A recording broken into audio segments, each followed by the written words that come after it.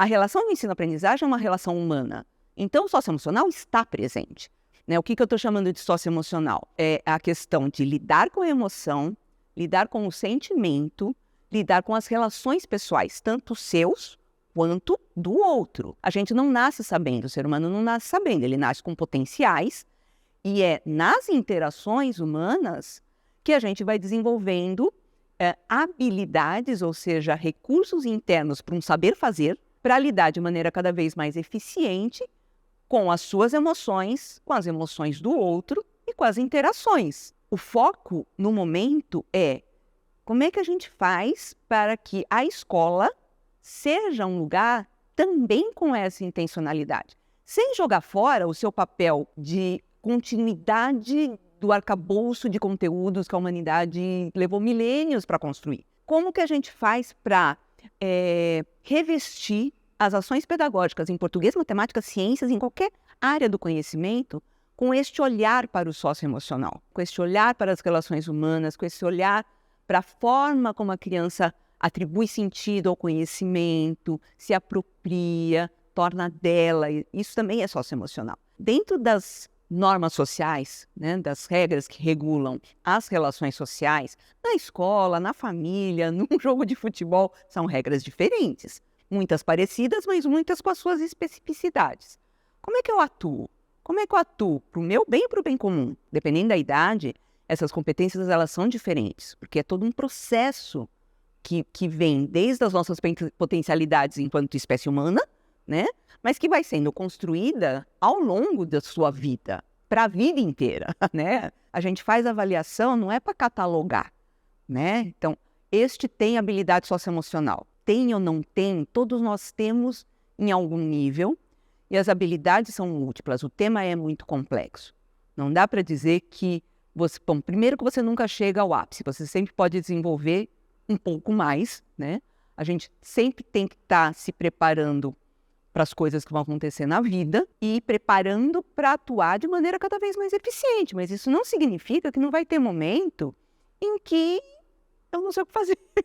Vai ter horas que a gente não sabe, isso faz parte da vida, né? Então, avaliar em si já é um tema muito controverso, né? Você avalia em relação a que padrão? Você avalia para quê? Você avalia o quê? Avalia como? As rubricas, elas vão ajudar a ter esse olhar.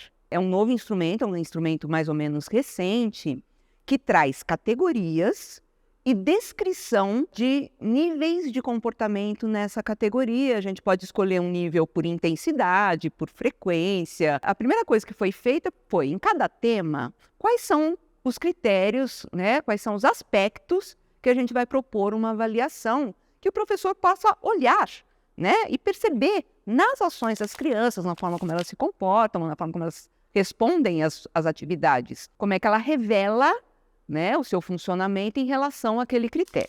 Foi utilizado um critério de frequência, né? Então, raramente, às vezes, na média do tempo, né, na maior parte do tempo, em geral, né, com um cuidado de não ter o nunca e nem o sempre. E aí, colocados descritivos, né, dentro desse 1 estrela, que é quando está bem rudimentar ainda, até chegar nos 5 estrelas, que é quando a criança está demonstrando um amadurecimento legal daquela habilidade dentro da sua faixa etária. Ela é uma lente que ajuda o professor a olhar.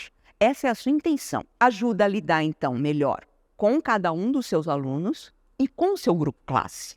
Né? Por isso foi incluído no material para o professor preencher com códigos de cores para escolher prioridades mesmo. Eu estou precisando trabalhar mais este aspecto, que esse está todo mundo mais imaturo. Então, dá uma visualização.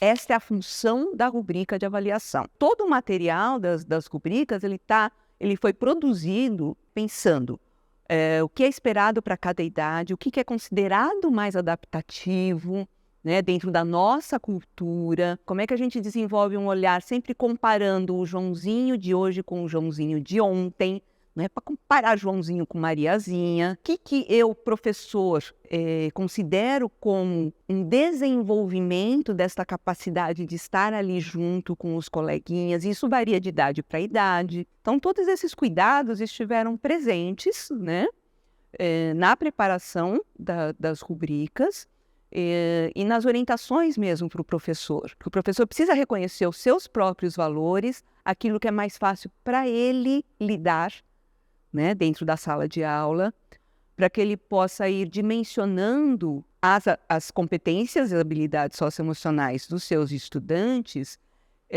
e a sua evolução. A questão dos recursos metafóricos, né, a gente chamou de metáfora como uma licença poética, tá? Na verdade, não é uma metáfora do ponto de vista de figura de linguagem, mas é o que a gente chama de recurso metafórico. Eu uso uma analogia, e essa analogia ajuda a visualizar melhor o conceito, criar imagens mentais. Ao mesmo tempo, ele aciona pensamento, sentimento e produção de imagens mentais. E esse é o poder da metáfora. Foram pensadas inicialmente para o professor compreender melhor aquele aspecto que estava sendo pensado, para ele ter uma visualização, né, que ampliasse essa teoria, para não ficar só numa teoria mental. Aí gostou-se muito dessa ideia, e aí pensou-se assim, por que não para os próprios alunos? Por que não para servir de espelho para o próprio aluno? Então a gente construiu metáforas que têm pequenas frases, uma pequena ideia que sintetiza essa categoria que está sendo pensada, para poder desenvolver uma atitude mais empática com esse aluno e saber que tipo de atenção mais especial que eu preciso dar para esse aluno, até quando sai do âmbito da escola, se há uma questão socioemocional mais estrutural, mais forte, não é obrigação da escola curar ninguém, não é espaço de terapia, né? Então tem coisas que são resolvidas na terapia. Mas o professor, principalmente o professor das séries iniciais, que passa muitas horas com as suas crianças, ele tem um olhar, né? E aí ele avisa a coordenação chama a família, vamos fazer um trabalho em conjunto, indica terapias, parará, para ajudar essa criança a se desenvolver.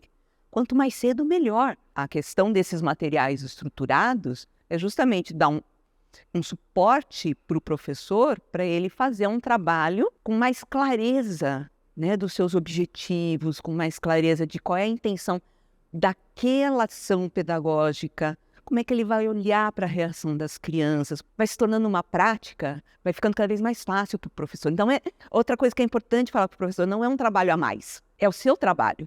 O seu trabalho já é olhar para os seus alunos, né, enquanto pessoas, enquanto seres humanos em desenvolvimento, né? E se você escolheu ser um profissional de educação, é porque você está assumindo este lugar de alguém que ajuda a promover o desenvolvimento, tanto intelectual, tanto da construção do conhecimento, que continua sendo função principal, primordial da escola, mas também da formação humana, porque não dá para separar essas coisas, né? Ainda mais nos tempos de hoje, que as crianças ficam cada vez mais tempo na escola.